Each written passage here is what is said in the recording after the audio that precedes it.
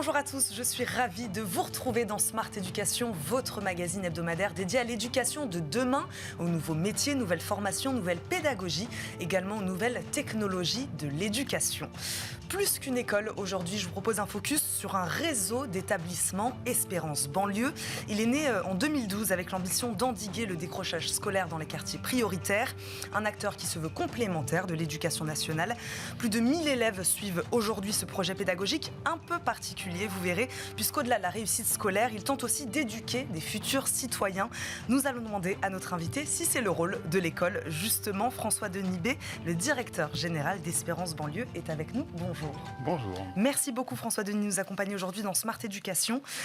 Quand on est sur votre site, on trouve ce chiffre, 50% seulement des jeunes issus des quartiers prioritaires obtiennent leur brevet en 3e. Déjà, moi, ma première question, c'est d'où il vient ce chiffre et est-ce que c'est ce genre de résultat qui a fait naître ce projet ? Alors tout à fait, c'est vraiment un constat qui est alarmant. Donc, c'est un chiffre qui est fourni par l'Éducation nationale, oui, sur la base des examens qui sont passés sur table par ces collégiens. Et face à ce constat, en fait, on a eu une manifestation de la société civile pour dire que peut-on faire pour ne pas rester les bras ballants devant cette inégalité qui est forte, puisqu'on sait que le taux de succès des collégiens au brevet des collèges avoisine plutôt les 80 ou 90%. Donc ça a vraiment été effectivement l'étincelle de démarrage pour dire que peut-on faire, comment peut-on se mobiliser. Et donc il y a 12 ans, un certain nombre d'entrepreneurs se sont mobilisés, ont défini un projet et progressivement l'ont déployé. Aujourd'hui, Espérance Banlieue, c'est 17 écoles, de Roubaix jusqu'à Marseille et Toulon, 5 écoles en région parisienne, sur une offre qui va de la maternelle jusqu'à la 3e. J'aimerais revenir sur ce que vous disiez sur les inégalités. Est-ce que vous êtes convaincu aujourd'hui qu'il existe des inégalités créées essentiellement par la géographie locale ? En gros, c'est ça, il y a certains quartiers, certains territoires aujourd'hui. En tout cas, il y a peut-être des méthodes ou des moyens de faire qui ne correspondent pas forcément à tous les quartiers en France. Et donc, du coup, voilà, l'expérimentation qui a été faite d'abord sur une école, à Montfermeil, puis ensuite déployée dans ces autres écoles, a mis en avant des facteurs clés de succès. Par exemple, le fait d'avoir 15 élèves par classe et pas plus de 150 élèves dans un établissement, tout de suite, le lien de confiance qu'il y a entre les élèves et les adultes et les parents d'élèves est de toute autre nature qu'à l'établissement où il y a 1000 ou 1500 élèves. Ça, c'est un élément fondamental. Il y a un deuxième que j'aimerais citer, c'est l'organisation de notre école, le directeur de l'école et le manager des professeurs.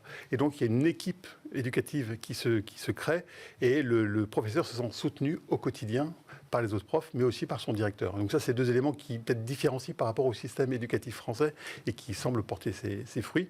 Parce que pour l'illustrer, vous parliez du résultat au collège. L'an dernier, 100% de nos collégiens ont obtenu leur brevet des collèges. Et 60% d'ailleurs avec une mention. Donc les profs sont là. Les profs sont là alors qu'on a une sélection d'élèves à l'entrée et que pour l'instant on n'est pas dans le système classique. Donc notre examen du brevet se passe uniquement sur table. On ne bénéficie pas du contrôle continu. Donc le résultat est probant, effectivement. Vous parliez d'entrepreneurs tout à l'heure. Qui a l'initiative de ce réseau-là ?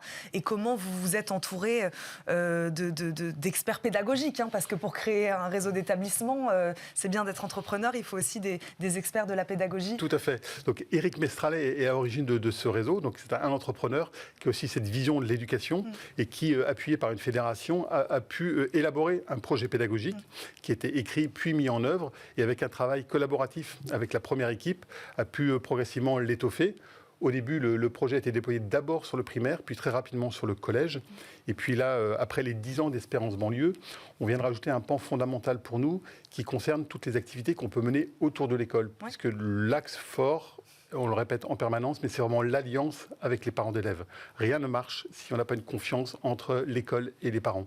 Et donc cette confiance, elle peut être aussi investie sur les activités le mercredi, le week-end, les petites vacances ou les grandes vacances. Comment vous la qualifieriez, cette méthode Espérance Banlieue ? On parle beaucoup des méthodes Montessori, notamment. Voilà. Vous, comment vous la qualifieriez ? Le critère que je retiendrai, c'est le pragmatisme. D'accord. En fait, voilà, on prend les méthodes qui ont fait leurs preuves. Donc, effectivement, sur les petites classes, on est dans une démarche Montessori. multiniveau, sur l'enseignement des mathématiques. On nous a retenu la méthode de Singapour, qui maintenant était aussi identifiée par Gabriel Attal comme une méthode qui fonctionne bien. Sur l'apprentissage du français, c'est la méthode syllabique qui est déjà beaucoup plus déployée que nous utilisons. Donc vraiment, c'est le pragmatisme. Effectivement, ça nécessite en permanence d'être à l'écoute des méthodes qui fonctionnent. Et c'est vraiment l'efficacité qui est notre moyen de sélectionner la bonne méthode qui va être ensuite déployée auprès de nos professeurs. Notamment aussi, vous parliez de la méthode de Singapour, il y a aussi le port de l'uniforme. C'est vrai que ce sont des idées défendues aujourd'hui par Gabriel Attal. On imagine que votre pédagogie, quand vous l'avez proposée, c'était aussi pour s'éloigner de celle de l'éducation nationale. En tout cas, vous vous êtes peut-être dit qu'il y avait quelque chose qui ne marchait pas dans l'éducation nationale. Et malgré tout, là, on se rend compte qu'en effet, vous proposez des choses qui sont aujourd'hui proposées par Gabriel Attal. C'est vrai que le fait d'être des petits effectifs, d'être dans une démarche très entrepreneuriale, permet peut-être d'avoir plus d'agilité. On comprend bien que l'éducation nationale, avec 1 200 000 fonctionnaires, c'est une masse à gérer qui ne permet pas la même souplesse et la même dextérité qu'on peut avoir nous. Donc effectivement, on a pu entreprendre un certain nombre de mises en œuvre de méthodes, comme effectivement le fait de porter une même tenue au niveau des élèves développe le sentiment d'appartenance. Et il y a une vraie fierté qui est manifestée par les élèves au moment où on leur remet cette tenue, qui est en fait chez nous un suite de couleurs. L'autre point, par exemple, le fait de chanter la Marseillaise et l'hymne européen, c'est aussi un moyen de développer ce sentiment d'appartenance à une communauté qui est plus large que l'école. Et donc, il y a aussi c'est une demande que formulent aussi les parents d'élèves, disant mais merci de nous aider à nous sentir bien où nous vivons dans nos territoires. C'est ce rôle, ça, de l'école, de former les futurs citoyens, les citoyens de demain. Complètement. Voilà, nous, en donnant confiance en fait, à chacun des enfants, considérant que chaque enfant est une promesse, en donnant confiance à chaque enfant, on considère qu'on va lui permettre d'avoir le meilleur avenir possible. Ça passe par la maîtrise des savoirs fondamentaux. Mais au-delà de ça, en se connaissant, à découvrir vers quel métier il veut se tourner, découvrir les formations dont il n'avait pas forcément eu connaissance initialement. Donc voilà, c'est d'ouvrir des portes grâce, encore une fois, à l'implication de la société civile et demain de se sentir pleinement épanoui. Et effectivement, le fait de se sentir bien aussi par rapport à la culture qui l'environne, c'est aussi un des enjeux pour nous fondamentaux de l'école. Sur ce rôle de l'école, justement, même en termes d'ascenseur social, au moment où on se parle, d'autres membres de la direction du réseau s'expriment devant des sénateurs. Quel message Espérance Banlieue espère faire passer justement sur cette question des territoires ? C'est vrai qu'on l'a mesuré avec l'IFOP, où il y a une vraie défiance aujourd'hui des Français vis-à-vis de l'école, considérant qu'elle ne joue plus son rôle d'ascenseur social. Nous, notre position, c'est de dire qu'il n'y a pas de facilité. Tout est possible. La preuve, voilà, ça fonctionne aujourd'hui pour plus de 1200 élèves. Donc voilà, il y a vraiment des solutions qui existent. On a identifié les facteurs clés. Maintenant, c'est comment est-ce qu'on peut aller plus loin. Alors aujourd'hui, 1200 élèves, c'est 17 écoles, grâce au soutien notamment de généreux donateurs qui nous aident à développer ce projet. Mais on a un vrai enjeu, c'est que beaucoup de familles souhaiteraient nous rejoindre, mais nos capacités nécessitent plus de moyens. Donc on est vraiment dans cette phase charnière de trouver d'autres modes de développement. Ce sont aujourd'hui des donateurs privés qui financent le réseau Espérance Banlieue, c'est ça ? Alors exactement, on a déjà les parents d'élèves contribuent à peu près à hauteur de 10% des coûts de fonctionnement. Et donc le reste vient effectivement de la générosité privée, que ce soit des petits donateurs, des fondations, des philanthropes, qui sont vraiment sensibles au fait de dire ne restons pas les bras croisés, donnons les mêmes chances à tous et votre système fonctionne. Donc voilà, nous sommes prêts à vous aider dans une capacité qui correspond à la nôtre dans la durée. Et ça peut être quoi la suite ? Là aujourd'hui, on est à plus de 1000 élèves accompagnés, 17 écoles, c'est ce que vous disiez tout à l'heure. Oui. En gros, c'est quoi l'idée ? C'est plus on aura de financement, plus on pourra accompagner des jeunes un peu partout sur le territoire ? On pense qu'en 12 ans, on a démontré qu'on arrivait à avoir un modèle qui était duplicable.